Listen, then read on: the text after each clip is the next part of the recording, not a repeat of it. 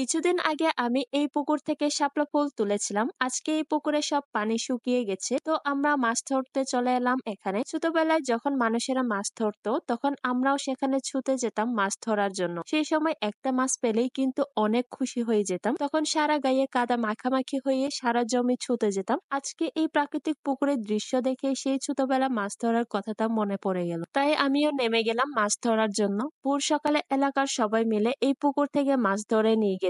তখন আমি ঘুমেছিলাম, তাই আমি মাছ ধরতে পারলাম না। যখন আমি ঘুম থেকে উঠে দেখলাম এলাকার মানুষরা পুকুর থেকে সব মাছ ধরে নিয়ে গেছে, এই কারণে একটু আপসেট হয়ে গেছিলাম। পরে আমি আর আমার ছোট বোন মাছ ধরার জন্য নেমে এলাম। অনেকে বলবে এই বেদের ডং দেখে বাঁচি না, মাছ ধরলে আবার মুখে কাদামাতি হয় নাকি? ভাই, ধরতে এসেছি মাছ, এখানে তো মেকআপ করতে আসি নাই। যাই হোক, এই বেদের কথা বাদ দেন, এবার মাছের দিকে নজর লাগান। আবার দেখেন, আপনারা এমন নজর লাগাইয়েন না যেন মাছের স্বাদটাই না উঠে যায়। সব কাদামাটি, কি আর বলবো, অন্যদের তো মুখে কাদামাটি থাকে না, কিন্তু আমার কাদামাটি সব।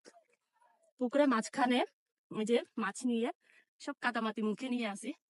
যাই হোক, আপনাদেরকে অনেক বড় একটা জিনিস দেখাচ্ছি। আসলে এই জিনিসটা হচ্ছে শামুক। শামুকটা হলো বড় জাতের। সামনে গিয়ে দেখি আমার শাশুড়ি আম্মা এভাবে মাথা বের করে দেখে আছে আমি কি করতেছি। উফ, একটুর জন্য পরানটা বের হয়ে যাচ্ছিল শাশুড়ি আম্মার মাথা দেখে। শাশুড়ি আম্মারে ধরার ট্রাই করতেছিলাম, আমি তো ধরতে পারবো না, অন্য কাউকে দিয়ে ধরাচ্ছিলাম। তো বাদ দেন, এই শাশুড়ি আম্মার নামটা একটু বলে দিই। এটা হচ্ছে কুইচা মাছ। অনেকে আবার এটাকে সাপ মনে করে, আসলে এটা সাপ না, এটা হচ্ছে এক ধরনের মাছ। এই মাছ খেতে অনেক স্বাদ। এই মাছটা স্বাদ হওয়ার কিছু ধরন আছে। মাছটা দেখে বোঝা যায় কতটুকু স্বাদ হবে। কিভাবে বুঝবেন মাছটা মজাদার হবে? যখন মাছের রংটা একটু হলুদ আকার ধারণ করবে তখন বুঝতে পারবে মাছটা অনেক মজা হবে। আর এই কুইচা মাছকে সহজে ধরা যায় না, এটা অনেক পিছলা একটা মাছ। যাই হোক, আমি কিন্তু পুঁটি মাছ খুঁজতেছিলাম, এখানে অনেক পুঁটি মাছ আছে। খুঁজতে খুঁজতে ছোট্ট একটা গর্ত পেলাম। এই গর্ত থেকে একটা একটা করে মাছ বের করতেছিলাম আমরা। প্রথমে শিং মাছ বের হয়েছিল, এরপর কই মাছ, আরো কয়েকটা গর্ত থেকে বের করলাম। আরো প্রচুর গর্ত আছে, এগুলো কিন্তু খুঁজে বের করতে হবে।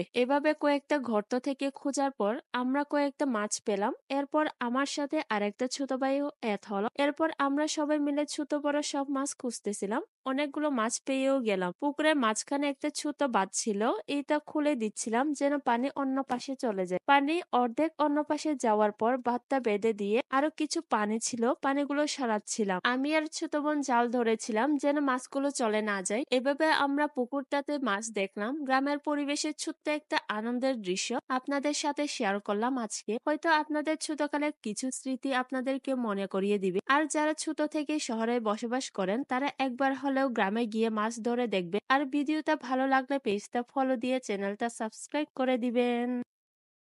গাইস, এই যে দেখেন কতগুলো পেয়েছি। এখানে অনেক ধরনের মাছ আছে, যেমন পুঁটি মাছ, তারপরে আছে অলিভ মাছ, কই মাছ, শিং মাছও আছে, আর একটা আছে যে কুচ্চা মাছ। এই যে দেখেন, আমি শেষ পর্যায়ে এসে এইটাই পেয়েছি।